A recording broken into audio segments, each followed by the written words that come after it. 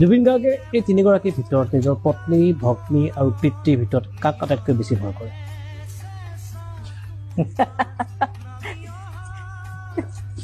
ভয় বস্তুটো মোৰ নাই নহয় সাধাৰণ যদি যুৱকজনৰ কথা কওঁ তেতিয়াহ'লে কোনোবাই নিজৰ পত্নীক ভয় কৰে সৰুতে কোনোবাই নিজৰ এতিয়া- ভনীয়েকক ভয় কৰে পিতৃক ভয় কৰে সৰুতে দেউতাক ভয় কৰিছিলো বাৰু মাজে মাজে এতিয়া ভয় নকৰে জুবিন গাৰ্গে দেউতা পিছে খুব কম গালি দিছিলে মানে গালি কম দিছিলে এবাৰ দুবাৰ দিছে মোৰ মনত থকাত মানে মাৰো খাইছা মাৰটো কম ক'বলৈ মমন আচলতে কি হয় মাৰটো মায়ে বেছি মাৰিছে মায়ে মানে